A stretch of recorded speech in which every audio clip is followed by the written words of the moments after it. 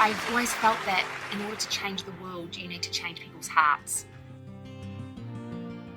Belonging, autonomy, purpose. That's what people need to thrive. So leaders that create that environment and direct that thriving energy towards the task that needs to be achieved, they have the most commercially successful outcomes.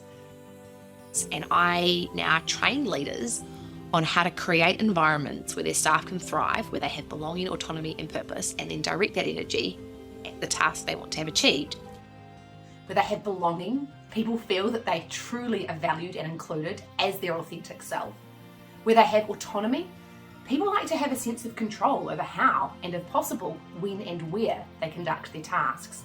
And finally, purpose. People need to know that what they do matters. I just feel so privileged that all of my experiences, serving in the army, doing research on leadership, becoming a mum, that's a massive part of my story, all of that has sort of led to what I'm doing now, which is I want to make leadership of the future better. I want people to have better experiences in the workplace. So as a veteran, when I saw on the news that the Taliban had taken over, it was heartbreaking.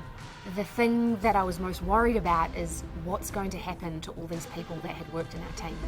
I made a commitment to my Afghan friends that I would do everything I possibly could, and I'm not walking away until this is done. They gave their lives to help the New Zealand Defence Force do their job and help protect us and enable us to do this task. And so it's just the right thing to do to now bring these people to safety. Ellen and Chris worked around the clock, coordinating lists of names and paperwork to help save the lives of those people who'd once protected theirs.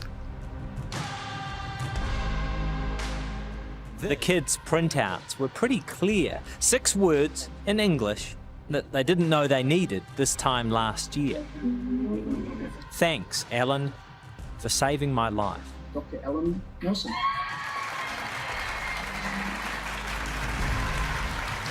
And at the end of this working difficult task, which took a real toll, I reflected with my teammates on how on earth would we achieve this. And what I realised is that it had become my best case study yet to prove that belonging, autonomy, purpose works.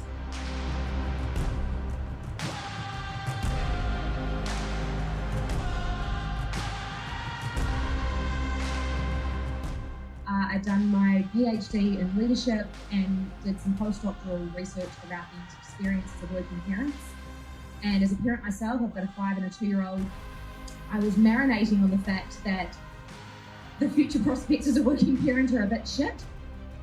And so I thought, we can do this better. I don't like it and I'm going to do something about it. And that is where #WorkSchoolHours was born, which it's about a set of principles that looks at how do we do more to align the schedules of adults and children? How do we focus more on outputs that we want people to deliver? And how do we focus more on flexibility? So it's here, researcher and business consultant Ellen Nelson joins us now. Everything that I talk about is around how do we look more at outputs that people produce as opposed to the input for their hours. The current construct of work of 9 to 5, it's not working. We still live in a society where we assume that workers and parents are 2 different people, but they're not, they're the same. So I'm here today with my 5-week-old baby Monty and my 3-year-old Toby, who's in the room as well.